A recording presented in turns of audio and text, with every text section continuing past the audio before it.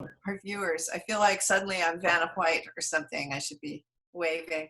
Um, anyway, as of this moment, we are still planning to do our annual live festival in the fall on stages with chairs and, you know, that kind of thing. Oh, there's Aya. Yay, she made it. And the dates at this point are October 8th through 17th. Check back for further developments. One quick order of business. If you want to help support our ongoing literary programming, there is a Venmo link right there. We're doing all of this for free, so we would love it if you could chip in a few dollars. The Bay Area was already a very precarious place for artists and arts organizations, and with the pandemic, it's become even more difficult, so we appreciate any help you can offer. You can also support the participants tonight by purchasing their books at bookshop.org, which is a company that gives back to local booksellers. So it's sort of a win-win for everybody. So now, without further ado, we'll get on with the show. I want to introduce you to your host for the evening, the moderator, Carolina De Robertis. She is the author of the novels Contores, which was a New York Times Editor's Choice, The Gods of Tango, which won a Stonewall Book Award, Perla, and the international bestseller, The Invisible Mountain. Her books have been translated into 17 languages and have received numerous other honors, including a fellowship from the National Endowment for the Arts. The Yerba Buena Center for the Arts named Carolina on its 100 list of people, organizations, and movements that are shaping the future of culture. That's a very heavy mantle to carry, I must say. So in May of 2017, in response to Trump's election, Carolina collected a fantastic group of writers who did essays for an anthology called Radical Hope, Letters of Love and Dissent in Dangerous Times. It featured essays from many diverse thinkers, from novelists and poets to journalists, on what it was going to take to weather the storm that was ahead. Well, I don't think we really knew what kind of storm it would be. Now it's taken on a second life. And in recent weeks, Carolina has heard from many readers about how these essays continue to have relevance in their lives, and many of the messages therein have offered them sustenance during this difficult time. Joining Carolina tonight is Chip Livingston, Achy Obejas, and Aya de Leon. They will each do a reading introduced by Carolina and then answer some questions. So take it away and have a fantastic event. I will be vanishing at this point. All right, thank you so much. Welcome to everyone who's here with us watching. Thank you for spending some time with us on your lockdown evening. And thank you so much to Jane and Jack of Litquake for organizing this out of your own lockdown space and in the midst of everything that it takes to survive this pandemic and get through it intact. From getting your toilet paper to, keeping up with the intensity of the news and all of those things. This is really an incredible community service that Litquake is providing, which is part of what Litquake has always done. And I'm just so grateful. So I'm really grateful to be here with all of you today. And I am incredibly excited to be here with Aya and Achy and Chip. Thank you so much for your generosity in bringing yourself here and in contributing your time to have this conversation and to read. So as Jane said, this is a book that I started editing 3 days after Trump was elected in November of 2016, and it came out right at the 100 days of the presidency. And it was just pulling together voices from many, and just you can see a sort of list of names, but many different writers and thinkers, from poets like Chip and Achy are poets, as well as novelists and fiction writers, to, social justice bloggers and also novelists and poets like Aya, and many other kinds of thinkers on what it would take to get through these times. And, I personally have been so inspired by these 31 pieces, and I have come back to them over these years myself. And it was moving to hear that people were actually coming back to this book right now, as we kind of moved into this coronavirus emergency period and this continuously unfolding national emergency. So I'm happy that we could come together to kind of touchstone on this conversation again. I am going to just read very briefly, less than half a page, from my introduction to the book, just to give you a kind of a sense of the flavor. And then I'm going to introduce each person. Aya's going to read, and then Achy's going to read, and then Chip's going to read a little slice from your piece. Yes? And maybe a little slice, a little taste of what you've been working on now, because everybody is an active working writer too. And anything you want to say about, you know, what it is to be in these times right now as a writer, thinker, activist, human being. And then we'll talk to each other. All right? Sound good. So this I wrote on Martin Luther King Jr. Day, January 16th, 2017. So it was just a few days before Trump was elected. You know, we were all sort of looking forward into the future. There is great danger in these times, and yet all is not lost. The future remains unwritten, ours to shape, though it will not be easy. Institutional power has been hijacked by a crew of corrupt, racist, misogynistic, xenophobic, blithely incompetent leaders bent on dismantling the very hallmarks of this nation's democracy. We need to be in a sustained and continuous state of resistance for as long as it takes in order to protect our collective rights and the future of the planet. This is hard work. One could easily become exhausted or paralyzed by despair. There is an antidote to despair to be found in connection, in shared words and thoughts and voices. It is my hope that the words gathered here will lift you, feed you, shake you awake, offer insight, and help you feel less alone. I'll stop there. And on that note, I would like to introduce Aya De Leon. Aya De Leon directs the Poetry for the People program at UC Berkeley, where she teaches creative writing. Kensington Books publishes her award-winning feminist heist romance series, Justice Hustlers, including the books UPTOWN THIEF, The Boss, The Accidental Mistress, and Side Chick Nation, which was the first novel published about Hurricane Maria in Puerto Rico. In 2020, Kensington will publish her first spy novel about FBI infiltration of an African-American eco-racial justice organization. So please join me in welcoming Aya De Leon. Hello, hello. Can everyone hear me? Hello, hello? Yes, great. I can hear you. Thank you. Yes, and my crappy headphones. I want to start by reading from the wonderful book, Radical Hope. And my essay is called Dear Millennials, and it's been really interesting. Hopefully we'll get into this a little bit, talking about this election. There was so much, I thought, millennial bashing after the 2016 election that I wanted to step up for my generation and take some responsibility after the 2016 election for the reason that we didn't all have the choices electorally that we might have wanted. But one of the things that, as I was looking through the essay, I was thinking about these times, and once again, I think folks are feeling shook and folks are feeling really scared moving forward towards November. And one piece of the essay talks about trauma. So I'll just start there. In my classroom, 2 days after the election, I drew great strength from something one of my students said. She identifies as a Black Chicana woman and is a survivor of profound childhood sexual trauma. She had written about these experiences throughout the semester with a boldness and clarity that reflected years of healing work. So when she spoke about Trump, she also testified to her resilience. She had come up against violence that was designed to crush her spirit. She had not only survived, but had committed herself to continue fighting for her life. She carried a deep belief in herself.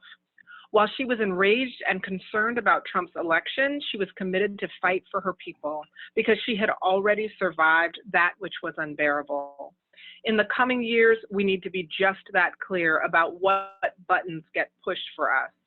We need to fight and scream and cry our way out of those early traumas and release those recordings of helplessness and despair. Even in the midst of a Trump administration, we need to take inspiration from survivors to take back our lives and take charge of our country. So that's the piece that I want to read. It's funny, one of the practices I realized that I have developed in these past few years is I don't usually name that guy. And actually in our house, in my family, we refer to him by a name that we got from Carolina's kids, which is Dummy Diaper. So I often say Dummy Diaper. So what am I working on now? Well, as Carolina mentioned, next year, it actually got pushed back. My first spy book is coming out, A Spy in the Struggle. And it's so interesting because I was working on spy fiction right after the election, which allowed me to keep writing because I was writing this sort of creepy, paranoid stuff. And I needed some place to put those kind of anxious feelings, and it worked. But actually this summer, I'm self-publishing a children's book that is very relevant. And it's my first children's chapter book. It's called Equality Girls and the Purple Reflecto Ray. And I'm not going to read from the book, but I'll just read the description. Fourth grader Daniela and her friends get mad when they see girls being excluded or put down. After a freak accident involving her dog, a laser, and a wad of grape gum, Daniela develops a strange superpower. Now when she gets mad, things get out of control. Can she and her friends find a way to use her power for good? When the president comes to town to judge a tween beauty contest, they might get their chance. So I've been sitting with this kind of zany kids book for a long time and realized that it's very relevant to the current administration. And I thought, you know, I've been meaning to get to trying to send it out. And I thought this year has got to be the year, because basically I hope that next year it will not be relevant. But God forbid, if things go any other way, then next year it would be too painful. But I'll go with not relevant. Anyway, that's what I got. Great, thank you. Thank you so much. You brought up a lot of things that I hope we can continue to touch on as we talk, including what it is to shepherd children through this time, right? Where there is so much upheaval and trauma and flux and uncertainty for the adults around them, you know, and how we're each doing that in our homes, and really, you know, carrying a lot on their behalf as well as for ourselves. Whereas other people are, you know, in isolation and in lockdown by themselves, which carries other real challenges, you know. There's so many challenges on all of the different sides. So Achy Obejas is the author of The Tower of the Antilles, which is an incredible short story collection, which was nominated for a PEN Faulkner Award, among other honors. And her novels include Ruins and Days of Awe, which was a Los Angeles Times Best Book of the Year. And she's the recipient of a USA Artist Fellowship, an NEA and a Cintas Fellowship, and many other awards. She is a longtime acclaimed and amazing writer, and is currently a writer-editor for Netflix and lives in the San Francisco Bay Area. So please join me in welcoming Achy Obejas. Gracias. Listen, I'm really happy to be a part of this thing. And I'm also amused at this notion that you very calmly came up with this idea, because I remember when this came down, you were like a spear of purpose. You were just absolutely full of energy. I remember that you were so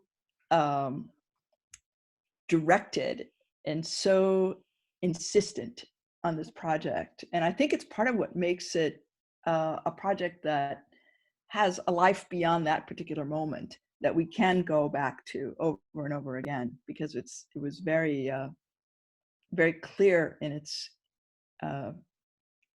meaning, in its need, you know. Anyway, I'm gonna read the piece, part of the piece that I wrote for you for this project, but also it's also part of my upcoming project, which is a book of poetry. It's called Boomerang. It's coming out with Beacon next year. It's my first book of poetry, and it's a completely bilingual collection. So I'm very excited about it, and I actually I'm going to read you a little part of this in English, and then I'm going to read you a little part of it in Spanish, because I love the idea of this coming out in both languages. So here goes.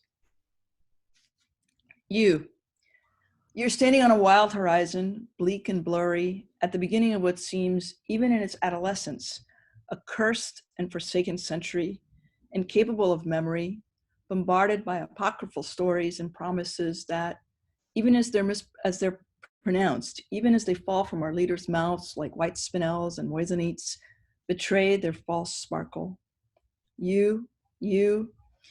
You're confronted by the leaders as authentic as Princess Caribou and the scrap metal lipstick sold as the Eiffel Tower. Oh, how they chant their chants. War is peace, freedom is slavery, and most importantly, ignorance is strength. That's right. The less you know, the more indignant. The less you know, the more protected. The less you know, the more correct you're bound to be. The chorus is no less than, say it loud, I'm here and I'm proud. Doesn't that sound familiar? Take a breath. Let the chorus go silent. Walk away on a path of your own design and determination, even if you lose your way a few times during the journey. Don't be afraid of the loneliness. You may take pride in the lattice of scars your ancestors received from the lash, and for how long your blood pumped underwater while they waited for you to bop to the surface, just so they could drown you again, and how long you kept your eyes open when your head rolled, and how long you sang aloud while your limbs burned.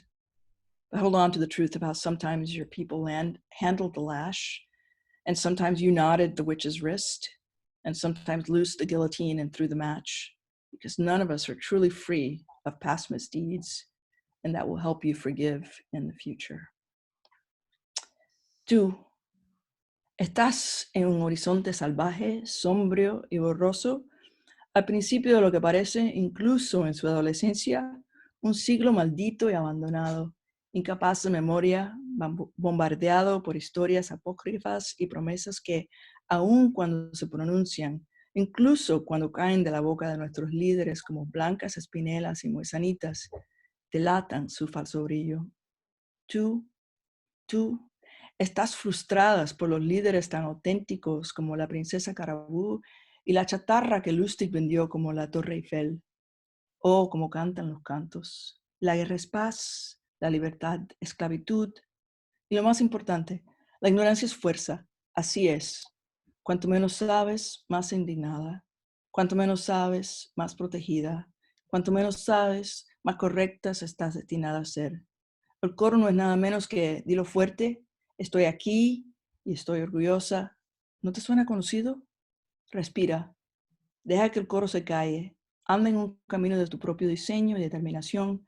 Aun si te pierdes un par de veces durante el viaje, no le tengas miedo a la soledad. Tú. Puedes sentirte orgullosa del enredado de cicatrices que tus antepasados recibieron del látigo y de cuánto tiempo tu sangre bombeó bajo el agua mientras esperaban que saltaras a la superficie solo para poder ahogarte de nuevo, y de cuánto tiempo mantuviste tus ojos abiertos cuando tu cabeza rodaba, y cuánto tiempo cantabas en voz alta mientras tus extremidades ardían. Pero aférrate a la verdad sobre cómo a veces tu gente fueron quienes manejaban el látigo, y a veces fuiste tú quien anudaba la muñeca de la bruja, y a veces tú quien soltó la guillotina y tiró el fósforo, porque ninguno de nosotros está realmente libre de las maldades del pasado, y eso te ayudará a perdonar en el futuro. Thanks. Thank you. Thank you so much. Such a great example of how poetry speaks to just the survival of the soul and the soul level sustenance in times like these. Also, aférrate también, aférrate a la verdad. I love that. I don't remember what the verb was in English. Hold on to the truth, I think. I think so, yeah. But aferrate is so much stronger. Aferrarse is such a strong word. So then it was a pleasure to get to hear both sides of the piece. Thank you so much, Achy. Okay, so last but not least, ever, we have Chip Livingston, who is the magnificently gifted author of the novel Owls Don't Have to Mean Death, a collection of essays and stories, Naming Ceremony, and 2 poetry collections, Crow Blue, Crow Black, and Museum of False Starts. His writing has appeared in Ploughshares, Prairie Schooner, and numerous other journals and anthologies, and he teaches in the low-res MFA program at the Institute of American Indian Arts in Santa Fe, New Mexico. But he lives in Montevideo, Uruguay, my native country and city and city of my heart. So he comes to us, he joins us today from his apartment in Montevideo, Uruguay, in my old neighborhood, and we're so happy to have you with us. Thank you. Thank you so much for joining us, Chip. Welcome. Thank you, Carolina, Achy, Aya, Jane, and Jack.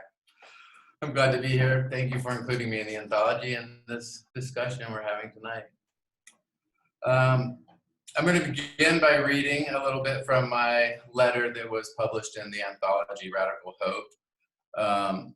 And then I may speak a little bit about what I've been thinking now in terms of the letter that I wrote for the piece was imagining what my grandfather would have told me, the advice he would have given me of how I was feeling when Trump was elected.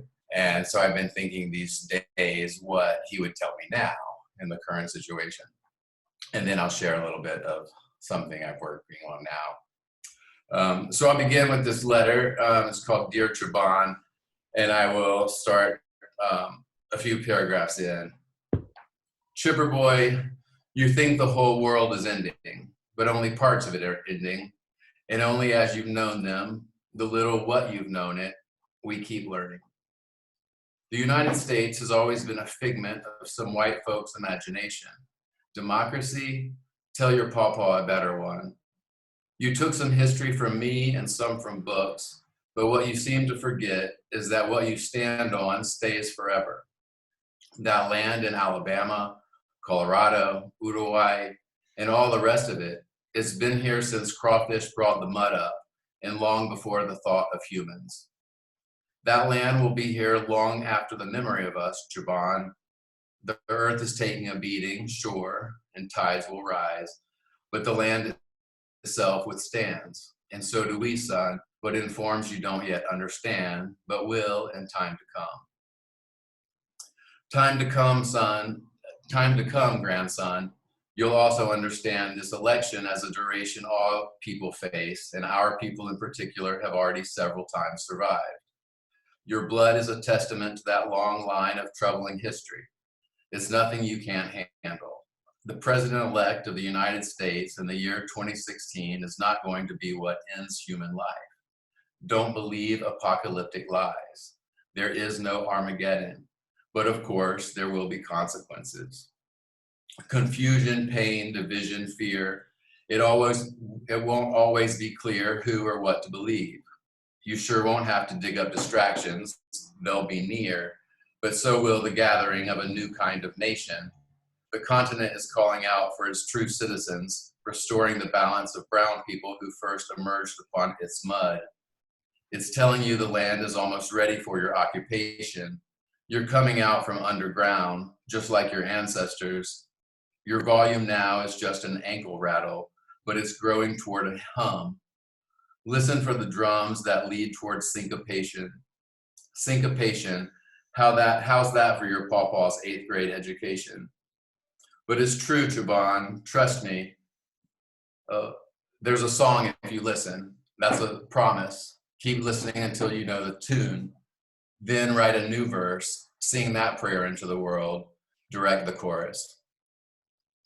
And I'll stop there.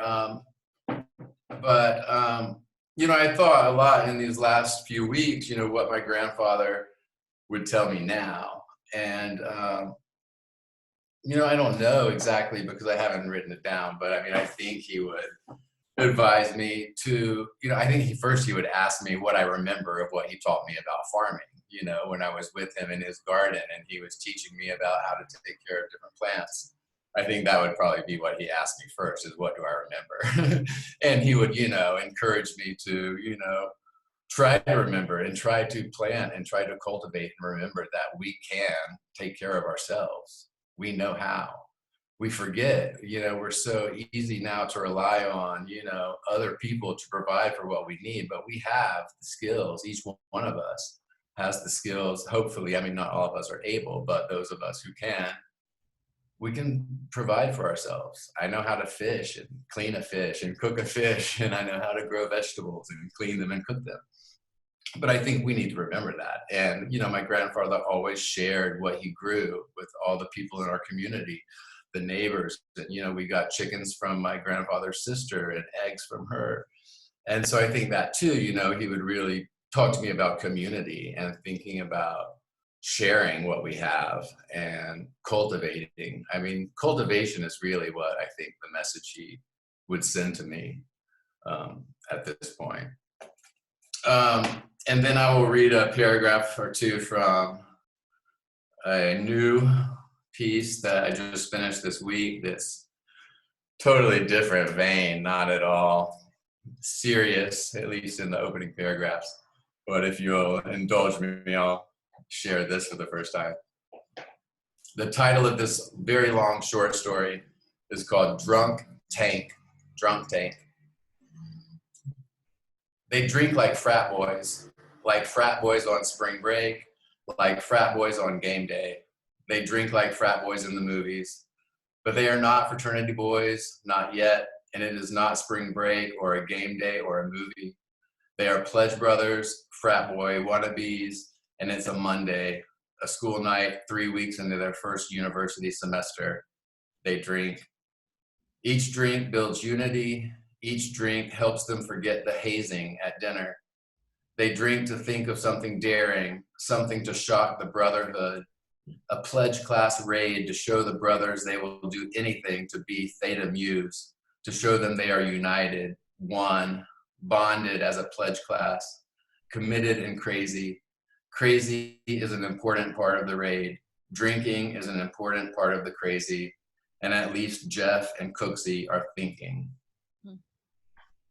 And I'll stop there. Thank you.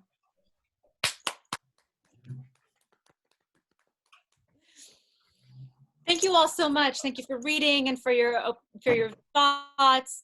So we have a little bit of time to talk. And one thing I want to throw out there as a kind of opening place is each of you has read from these works where you kind of dug deep and looked at the changing era, and we are still under this administration and the impact right now of this administration. I know, Chip, that you're not living in the United States, but alas, this administration is having impact beyond the United States as well.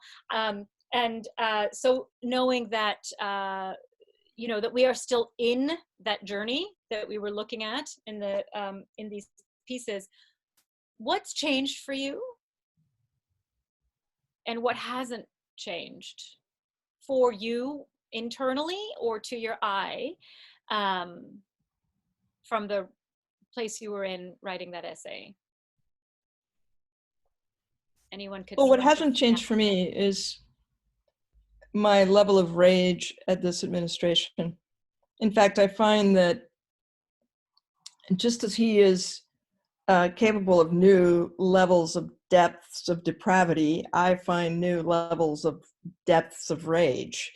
I cannot get used to the situation. I know that, when I read the news, I realize that the media seems to have adapted to him and to have gotten used to him in ways that are even more enraging. They just feed the fire for me. And I find that astonishing, really, that after 4 years, I am just as incredulous that he is president, and I am just as outraged and as angry about it. And I cannot wrap my mind around it being okay at any moment. You know, there were periods I remember under other administrations, Bush administration with the war, the never-ending war, and Reagan, especially around the AIDS epidemic. And it's not that I got used to it, but it was like on some level, there was some sort of emotional détente, and I can't seem to find that place at all. I think right now it's particularly sharp because this pandemic, there were 2,000 deaths just today in the US, and I lay that squarely on this SOB. And people say, well, it reminds me of the AIDS epidemic. And I think, no, actually, this is a completely different ballgame in that it's much more outrageous, much more blatant. We have a lot more information, and yet we're still here. And that just kills me. That just absolutely kills me. I want to ask a follow-up question, and I would invite anyone to chime in on it too, sure. If it applies. But because one of the questions I sit with a lot around the rage is, what do you do to metabolize that rage, or to carry it with you, or to live with it, to live alongside it, while still staying awake to it, right? Right. So you're not getting numbed to the reality of the outrage and the horror that is caused by our political reality. Yeah. So how do you stay awake to it and not drown in it? Or yeah, I tried very hard to keep in community of people who I feel safe with. I also try to do things that make sense to making a world a slightly better place. I volunteer as a translator for a lot of the immigration stuff, and that makes me feel a little better, even though, 9 times out of 10, in fact, what am I saying? 99 times out of 100, the work of asylum and immigration now is a totally useless task, because people are just getting turned away for reasons that never mattered before. But yet it seems like making those kinds of choices to try to get engaged in that way, it soothes the soul, at least in some particular way. I find that I turn to poetry in ways that I haven't before, in very meaningful and profound ways. Poets like Jericho Brown and Ilya Kaminsky and the Deaf Republic, that kind of stuff feeds my soul, keeps me sane, reminds me how important art is, reminds me how important writing is, reminds me how important beauty and wonder is, tells me that it's okay to have questions and doubts, and that there is something in the process that is worthwhile. Thank you. Anyone else? Can you hear me? Yes. Great. I'll jump in and just first to answer the question of what do we do? Looping back to what I talked about in Radical Hope, I cry a lot. I need to set aside time to just have meltdowns in certain moments. I remember there was this period when kind of in the thick of the most intense part of it becoming clear that families were being separated at the border, all the Latinx people that I knew, we were all losing it, and I just had to have this one sort of spectacular meltdown moment where I just, sobbed inconsolably. And then was able to sort of take a deep breath and go on about my, life as a parent and a teacher and a writer and a worker. I'll also say I've been hyper productive, and among writers, it's like, oh, you're so productive. And it's like, well, it's kind of a coping mechanism, to just sort of feel like, oh, I'm doing something, and I feel like I've also been hyper productive in the pandemic because it's like, well, here's a world where people can go outside, and here's a world where I have a lot more control, So hyperproductivity for me is a thing, is definitely something that I do, but also just the writing, So I've written a lot of novels lately. But one of the things that I started with some other writers is a blog for the Green New Deal. It's called The Daily Dose, Feminist Voices for the Green New Deal. Just every day, something, and we write, we have guests, there's a crew of us, we have links. It's just sort of like, how can we create more spaces of creativity where we're continuing to say there are solutions and we can fight for those solutions. And, the fight is looking tough. It's been a tough week. Going back to the question of what's different from before, I was not, in 2016, I was not a big Sanders fan. Like I agreed with his policies, but, I wasn't. There were challenges for me with him. They weren't so much policy, gender, and race. This year I voted for Bernie Sanders. I campaigned. I, went to volunteer, and that's a big change. And for me, it's interesting because I'm appreciative, very appreciative of millennials, and the way that millennials really had a bigger vision than I think my generation has about the kinds of big changes. I was also a big fan of Elizabeth Warren, and I kind of was supporting both of them up until the California primary.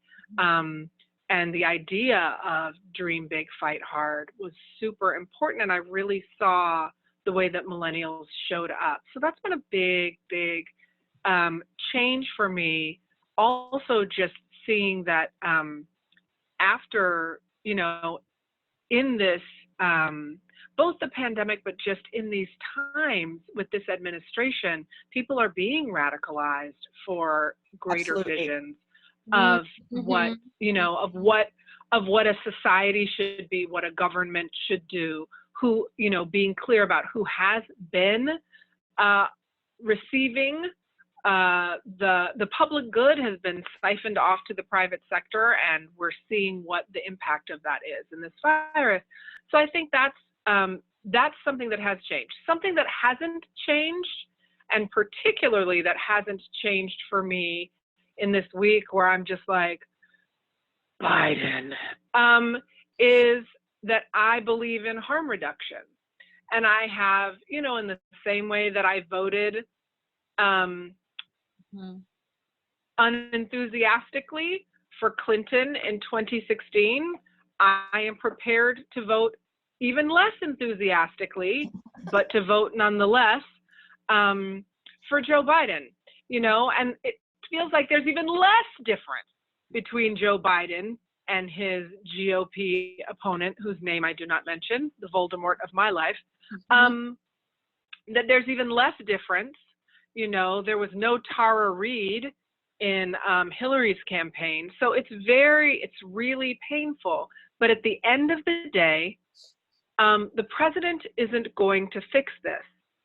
Our movements and our social movements and our organizing are what's going to fix our nation. And there is no question in my mind that I would rather have a Joe Biden doddering around the White House and being advised by his dreary neoliberal and moderate folks than I would to have 4 more years of the current administration. Because if this is what it looks like with the gloves on, really, God forbid what it would look like to have to see this with the gloves off. And my new hope, so I'm a big hoper, my new hope is Stacey Abrams, because it's sort of like I need somebody to say yes to in November. For me, it's not Joe Biden. I'll be like, for Joe Biden, but I would like somebody I could say yes to. But even if he has the dreariest of running mates, I'm still going to fight for that because harm reduction works. And we really need to reduce the harm of this current administration and definitely avoid the harm of 4 more years. Mm-hmm. Mm-hmm. Yeah, so I'm just going to really take one of the many things that you said, which kind of threaded through, which is it's our movements. Our movements are going to fix this nation. It's not going to be any one particular president or administration. Our movements will fix this nation, and our movements are still here. Yeah, right? And that's part of what I'm hearing you speak to. Like, we're all still here. Those of us who are alive right now are still here. And as long as we're still here, we're part of those movements. Right. And we get to keep fighting. And we get to keep fighting. We have to keep fighting. Yeah. I don't want to take any time away from Chip, but I do want to say that it actually makes a huge damn difference who the president is. Every time I think back to Gore and Bush, I think how different the world would be if there had been, and I'm no fan of Al Gore, just for the record, but just how different the world would be if Al Gore had been president. Just consider the fact that the likelihood of an Iraqi war would be 0, absolutely. But you didn't, I mean, I wasn't in any way implying that who the president is doesn't make a difference, that we don't have to fight. I'm just emphasizing that it all matters. Our movements are absolutely critical, but actually who is president absolutely makes a huge difference. The Supreme and the difference between Biden and he who shall not be named is enormous. The difference absolutely. I mean, is enormous. Whoever Biden names to the Supreme Court, and there's no question that there's going to be at least one vacancy in the first term, is going to save our lives compared to damning us to hell with whoever Trump puts in, especially given that the lower courts are now completely loaded with evangelicals and morons, because they have made a point of appointing hundreds of thousands of morons to lower courts. I'm sorry, Chip, I know it was your turn. But I just gonna say, I'm really glad you brought that up, and I'm really glad you brought that up and clarified that. I completely agree with you, and it is incredibly and immensely important. I think the point that I wanted to draw out, so you're helping me put it out there more clearly, is even in the last 3 years, right? Like, here we are, we're forced to live under an administration to which we do not consent, right? So when that's the case, our under conditions caused by an administration to which we don't consent. Right. And so, and our movements need to stay active and know that even as we are embattled, and regardless of which defeats we have to keep fighting hard, dreaming big and fighting hard. Absolutely. For next generations and for each other and for all of us and for all of the communities that we are connected to and that the people we're connected to are connected to, right? Absolutely. I mean, part of what this crisis is showing is how people are much more connected. You can't just dehumanize poor people and people of color and unhoused people and not give people health insurance and be fine and comfortable over here. The pandemic is forcing a recognition of our human interconnection. Absolutely. So in any case, that was just a way of saying yes, and thanks for adding that. And Chip, what do you want to tell us about, like, for you, kind of where you are and what's changed, what hasn't changed? And maybe you would also like to give us some kind of report on, the pandemic circumstances in Uruguay and what it is right now to be living it there. Okay. Well, first I want to say that I really appreciate hearing both Achy talk about her rage is consistent with what it was then, as well as Aya saying about the hope, because I think both of those are so important. And one thing I had really been wondering the last time I went to the United States, which was in January, I noticed something different. I go to the United States twice a year, and one a week in January and one in July to teach. And since the election, when I've gone back, I have noticed immediately upon landing into the United States, tension everywhere, tension between people, anger. I mean, I couldn't turn on the TV news. I still don't when I go up there, but just like anger and aggression, so much, and so many people so stressed and so angry and so ready to go off at any minute. And I did not feel the same way when I went back in January. I felt like there was a much more calming, receptive, observing, but I didn't feel the tension, which I appreciated. I mean, it was probably the most pleasant trip I've been back to the States in the last few years, in terms of just feeling like, okay, I don't feel in danger every minute. But I wondered about, were people just getting used to the current situation in the administration? Were people just getting used to it? And so I really appreciate Achy saying, and all of us, what we're saying and what we're doing. And I think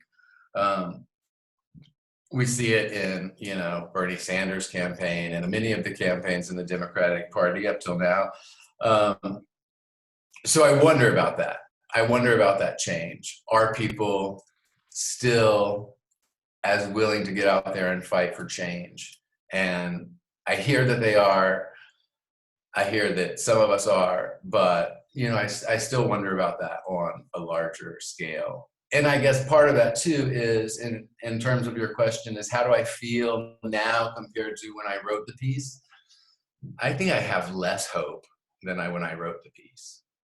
I feel like what I've seen the administration done is far worse than I imagined 4 years ago. And I feel what's scarier is the receptance of many of the, general public in the United States of saying, oh, that we can live with this, or it doesn't matter, or it's for the greater good, or whatever excuse they use to not be outraged. So that's how I'm feeling about the situation in the North, which I don't know because I'm not there. Mm-hmm. I read Democracy Now! And New York Times and Washington Post and Fox News every day. I want to see what those 4 outlets are reporting, as well as I look at international news from the BBC and Al Jazeera, and down here, the news in Uruguay. How are things going here? I don't know. The caseload is increasing. People are being very, very careful. The caseload is not increasing proportionately. I mean, it's pretty even, but they're making more tests each day. So looks like there's more cases, or there are more positive cases, but they're doubling the number of, so the curve's not moving. I don't know. I feel like Uruguay is doing the best that it can. I feel like we have a really good health system here. The hospitals are functioning well. I had a doctor's appointment for a follow-up something last week, and it was on video conference, which we all have been doing here for years, having, technical or, mobile medicine and mobile visits from the doctor. I don't know. Today I was really sad. There's a homeless guy on my street who I speak to frequently, and I was talking to him this morning, and his mother is in the hospital with the coronavirus. And yesterday in Uruguay, it was not yesterday, the day before, Thursday, or I don't know what day it is, but there were 22. Together in lockdown, don't they? Yeah. There were 22 positive cases in a mental hospital here in Uruguay. Oh, no. And those residents, I assume that his mother is one of those residents, just for the timing and his situation and what I gathered from our brief conversation. But, I worry about those. I mean, I worry about everyone, but especially people who can't necessarily understand the modes of protection or of, preventing contagion. But I also have hope. I do have great hope that we will survive and be stronger and wiser, maybe. we've been talking about a lot of the macro pieces of this, right? The sort of national and international political circumstances, the harsh political realities under which we're living and which are impacting the way the pandemic certainly is playing out in the United States, and kind of these bigger picture things. And I wonder if we maybe want to turn towards the micro level as well, because the micro level of our daily lives is also so impacted to weathering this pandemic. And of course, 3 of us are in the Bay Area, and the Bay Area was the first, 6 Bay Area counties were the first region to lock down in this country. And then California was the first state to lock down. And, I feel really grateful that our local and state governments, really led that charge of really responding and taking very seriously the pandemic. All of that said, we're the ones who've been in lockdown the longest in this country, right? And lockdown and social distancing, physical distancing as it's now being called, it takes a toll. And I can imagine that it's taken a toll on people who are listening tonight. And even as we process all of these political layers and all of these societal layers and the uncertainty of where we're headed as a culture and a society, to have all of that going on at the same time that our daily lives are so changed. I wonder if we could look at the micro for a moment, and if you could tell us a few things that have been sustaining you sort of on the everyday level in terms of moving through this time of increased isolation and lockdown and social distancing. This is something that we're doing to be in solidarity with other people's health, right? But it's also something that has this impact for us. What are the things that you're doing that are keeping you sustained? I'll go first this time. Go for it, Chip. I'm also reading poetry. I'm Yeah. reading Natalie Diaz's Oh my God, the new book? and I'm only allowing myself to read Me one too! poem. But I'm only allowing myself one You're poem a reading day. one poem a day? Yeah. And so I can just really immerse myself in that piece. I can read previous poems in the book that I've read, but I can't read any further because I want to make the book last. Because what happens when a poetry collection that you're waiting for comes out, and then you rush through it and you can revisit it, but it's like, I want to savor it. So that's Post-Colonial Love Poems by Natalie Diaz. It's her new collection of poetry for those who are listening. Yes, go on, Chip. I teach in an online program, and all my classes are online, so I'm used to being at home when other people are at work. What's weird is everyone else being at home too, and seeing how that's affecting them and how much they need, to be with other people. I too am feeling that, the lack of social interaction. Carolina knows I live, a block away from where she lived when she lived in Uruguay, which is 2 blocks from the water for me. And while the beaches are closed, we have a really long sidewalk, 13 miles long, called the Rambla, which I have a dog, so I have an excuse to go out and walk. And just seeing other people, even though we're wearing masks and keeping distance, is so nice to see other people as well as feel the sunshine and the wind.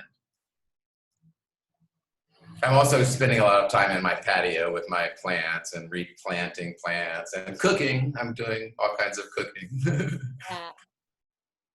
Yeah. Thank you. I can jump in. I also, I'm one of those folks, especially over the last few years, since I've been a climate activist, I have felt guilty for the fact that I don't grow anything, right? So I feel like I've wanted to garden, and so I'm gardening in the pandemic, and growing food and figuring that out, which has been, I can't say it's grown much. We haven't, it's only been in the ground for a minute, but just the class reality of the pandemic is, I was writing about this online the other day. It's unclear what class we're in. Are we working class? Are we middle class? Right now, we're looking middle class because my partner and I are working from home and have the same income, but 6 months from now, we might find out that lo and behold, we were working class and we're, you know, getting trashed by the economic fallout to come, which is, of course, of the pandemic. But it's not really the pandemic that's causing this. It's, you know, all of this neoliberalism and kleptocracy that has made us so vulnerable, and all the income inequality and hoarding with the corporations and the billionaires.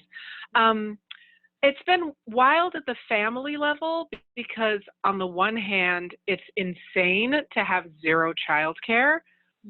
But on the other hand, there's just this whole different kind of family life where my family is just, we are together in a way that we were all running around so fast before. So it's this very strange, kind of dangerous, creepy foreboding at the same time that there's all this sweet family time together. And then the other thing, just in my teaching, because of course I continue to teach, I've just really kind of reclaimed this academic space to just be a space of community and shelter, where, you know, the academic standards are completely relaxed and we're just kind of tending to each other emotionally. And that's been really important, where creativity can be an outlet and people are invited to be creative, but we're really inviting them also to take a breath and not be so focused on academics. And finally, I'll just say, and as usual, I'm hyper productive. So I'm working on 6 books, you know, because that's how I cope. Anyway, I want to make sure Achy can get a word in edgewise. Great, thank you. What I'm finding at the personal level, one is that I've been working on a novel for about a year, and it actually has found much greater footing during the pandemic, in part because my regular 9-to-5 job has really like loosened up. I work for Netflix, and they've decided that we can all slow down and it's okay. And it's actually, they've actually, as a corporate behemoth, been consistently not evil. So I feel sort of lucky about that. And it's really allowed me time to look at this novel in very specific ways. I too deal with the fact that I no longer have daycare. And so that, even though I work at home most of the time, having the kids around really is a totally different experience. When my 3-year-old is around, forget it. That's the end of it. You know, I can't really accomplish anything. But when my 8-year-old is around, I have found a completely different rhythm and relationship with him that is, I think, really special and brings us closer together in certain ways. My kid is a little introvert and, you know, bookworm and a, you know, computer nerd. So not having the outside isn't as big a deal to him. He's not a sports guy or an athletic guy or even a particularly physical guy. So it's brought up all these questions and all these sort of philosophical inquiries that I think we wouldn't normally have time for and to talk about and to sort of connect around, to wonder together. I appreciate that. Plus we're really, because I don't see anybody but them and my girlfriend in terms of physicality, I cannot stop touching them. I just, when they're home, you know, because I have joint custody with my ex, I just cannot stop like kissing them and squeezing them and wanting to sleep with them. And this is what I want. And telling them I love them over and over and over again. I just cannot stop telling them. Holding our people close. Yeah. We can. And when we can, and in the ways that we can, depending on our lockdown circumstances. Mm-hmm. There's a tenderness that can be here for some of us in this time. Yeah. I'm going to offer one very brief closing question. Because I know for me, at least, my emotional life has been very mercurial, like very up and down. And I can have these keenly tender moments, or like zeroing in on a particular thing, and then I can have very intense moments. The plummeting, the grief feels sometimes enormous and boundless, and then the ups, there's just a lot. And maybe there's someone listening who at some point has felt hopeless or tempted to feel hopeless, or has felt despair. It would be understandable in these times. So I just want to put out there, what would you say to someone who's been feeling hopeless or in despair? What would you offer? Spring comes, life goes on.